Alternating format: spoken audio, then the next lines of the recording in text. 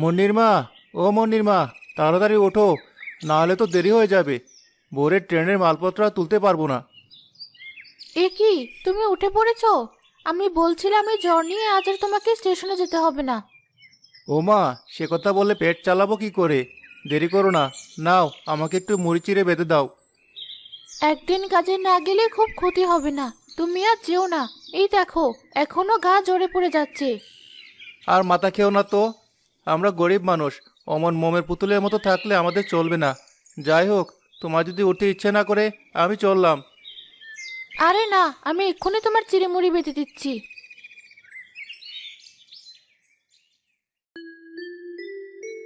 এই নাও তোমার চিড়েমুড়ি। আর সাবধানে থেকো, বেশি ভারী মালপত্র আজ আর তুলতে যেও না। আচ্ছা আচ্ছা, পুটলিটা দাও। আহ, এত শীত পড়েছে, কুয়াশার বাইরে কেমন অন্ধকার হয়ে আছে। রাবেয়া। হ্যাঁ, তাই তো দেখছি। মনেই হচ্ছে না বোর হয়ে গেছে। যাই হোক, সাবধানে যেও। আর সময় মতো মুড়ি চিড়েগুলো খেয়ে নিও।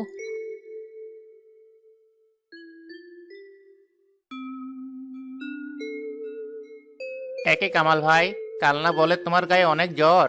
জ্বর নিয়ে তোমার আবার স্টেশনে কে আসতে বললো? আমাদের আর জ্বর ভাই, পেটের দায়ে সবই করতে হবে। আজ তো ভেবেছিলাম ট্রেন চলেই যাবে, আসতে পারবো না সময় মতো।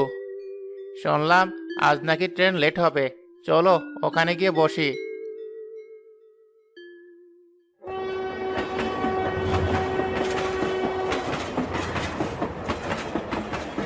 ওই যে ট্রেন চলে এসেছে, একটু বসার শান্তি নেই। কি আর করা, চলো যাই ওদিকে। এ বাবা, এতগুলো ব্যাগপত্র নিয়ে আমি যে কোথায় যাই?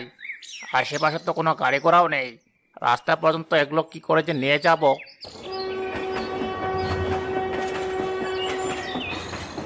সাহেব, কুলি লাগবে কুলি? আপনার সাথে তো অনেক ব্যাগপত্র দেখছি, আপনি বলে আমি এগুলো গাড়িতে তুলে দিয়ে আসি। এমন রোগা পাতলা শরীরে তুমি পারবে এগুলো নিয়ে যেতে? হ্যাঁ হ্যাঁ, খুব পারবো সাহেব। না না, তুমি এসো, তোমাকে নিয়ে ভরসা পাচ্ছি না। না না সাহেব, আমি ঠিক পারবো, এত বছর ধরে করছি, আপনি ভরসা করুন, আমি ঠিক পারবো। বেশ তো, তাহলে তোলো। চলুন সাহেব, ওদিকটা গেলে আপনার গাড়ি ঘোড়া পেয়ে যাবেন। আচ্ছা আচ্ছা, চলো।